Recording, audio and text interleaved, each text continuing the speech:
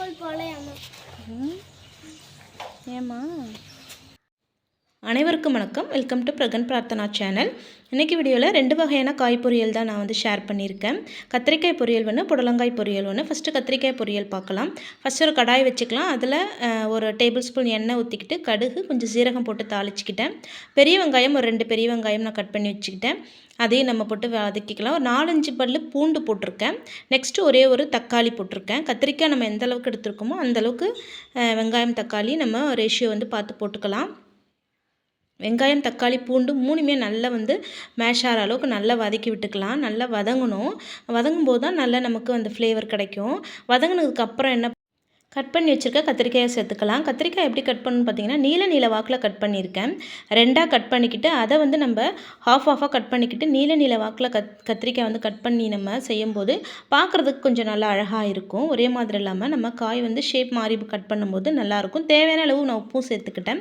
உப்பு சேர்த்து நல்லா காயில் உப்பு மிக்ஸ் ஆகிற அளவுக்கு நல்லா கிளறி விட்டுக்கலாம்.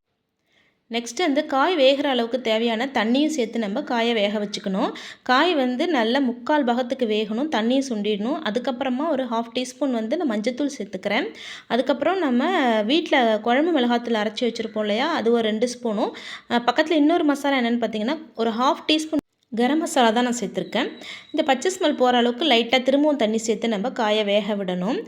கரம் மசாலா இல்லை அப்படின்னு சொன்னால் நீங்கள் சிக்கன் மசாலா கூட கொஞ்சம் போட்டுக்கலாம். ஒரு ஸ்மெல்லுக்கு தான்.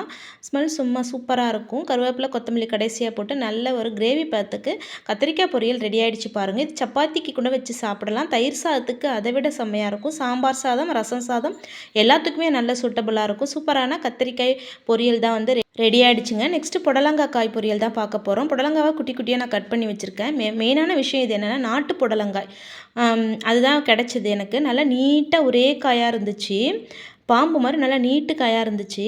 நாட்டுக்காய் இப்போ கிடைக்கிறது இல்லையா, அதனால் கிடச்சதை நான் வாங்கிட்டேன். இதை நம்ம அப்படியே வேக போட போகிறோம். தாளிக்கெல்லாம் தேவையில்லாமல் வெங்காயம், பச்சை மிளகாய், கடலைப்பருப்பு போட்டு எவ்வளோ க்ரீனிஷாக இருக்குது பாருங்கள் கலரு. தேவையான உப்பும் சேர்த்து நம்ம வேக வச்சுக்கணும். இந்த மாதிரி க்ரீனிஷாக இருக்கிற காய்கறிலாம் நம்ம வேக வச்சு நம்ம அதை பொரியலாக செஞ்சு சாப்பிடும்போது அதில் முழு சத்து நமக்கு கிடைக்கும், எண்ணெயில் வேக வைக்கிறத விட.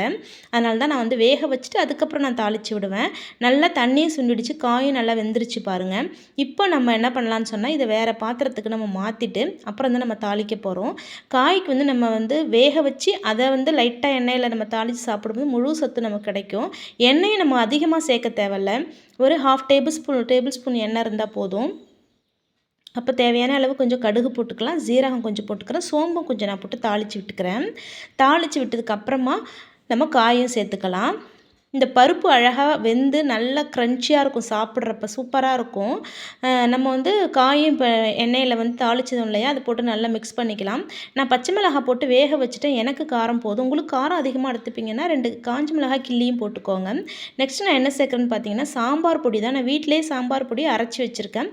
அதில் தான் நான் ஒரு 1/2 டீஸ்பூன் போட்டுக்கிறேன். காரத்துக்கு ஏற்ற மாதிரி போட்டுக்கேன். என்னோடய சாம்பார் தூள் கொஞ்சம் காரமாக இருக்கிறதுனால 1/2 டீஸ்பூன் போட்டுக்கிறேன்.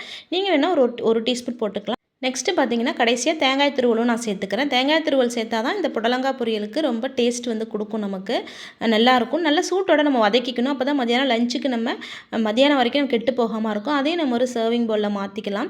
சூப்பரான புடலங்காய் காய் பொரியல் நமக்கு ரெடி ஆகிடுச்சு பாருங்கள். நம்ம வேக வச்சு செய்யும்போது அந்த க்ரீனிஷ் நமக்கு மாறாமல் கிடைக்கும். அதுதான் நமக்கு நல்லது. எந்த காயாக நம்ம வேக வச்சு தாளிக்கும் போது தான் நல்லாயிருக்கும். இது எல்லாமே நான் எங்கள் அம்மா கிட்டேருந்து கற்றுக்கிட்டது தான். காய் வேக வச்சு தான் தாளித்து பொரியல் பண்ணுவாங்க. கடைசியாக கொத்தமல்லி இலையை நம்ம அப்படியே தூவி விட்டுக்கலாம். சூப்பரான புடலங்காய் பொரியலும் ரெடி ஆகிடுச்சு பாருங்கள். நீங்கள் இந்த மாதிரி தான் செய்வீங்களா இல்லை வேறு எப்படி செய்வீங்கன்னு சொல்லி கமெண்ட்டில் சொல்லுங்கள். நெக்ஸ்ட்டு நான் இப்போ இட்லிக்கு தான் நான் ஊற வைக்க போகிறேன். ரேஷன் அரிசி தான் இது. ரேஷன் அரிசி சாப்பாட்டு அரிசி பெருசாக இருக்கும் இல்லையா, தான் இட்லி அரிசி கிடையாது.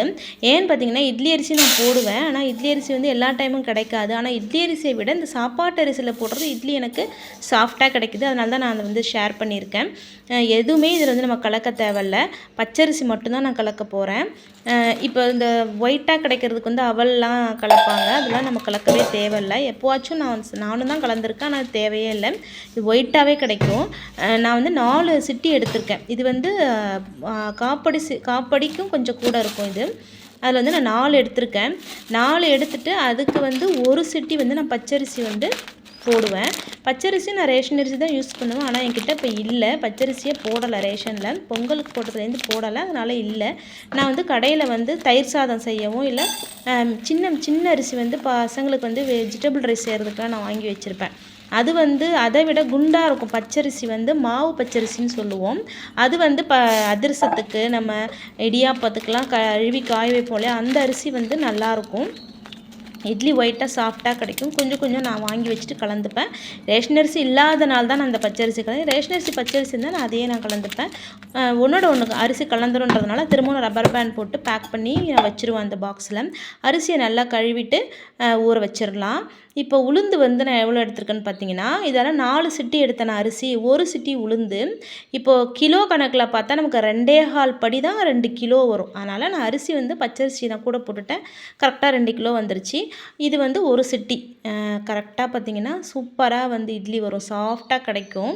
ஈவினிங் ஆகிடுச்சு, உளுந்து தான் இப்போ நான் அலச போகிறேன். இட்லிக்கு ஊற வைக்கும் போது அரிசியை ஃபஸ்ட்டு அலசிட்டு தான் ஊற வைக்கணும். அப்போ தான் நல்லாயிருக்கும், அந்த ஒயிட் நமக்கு கிடைக்கும்.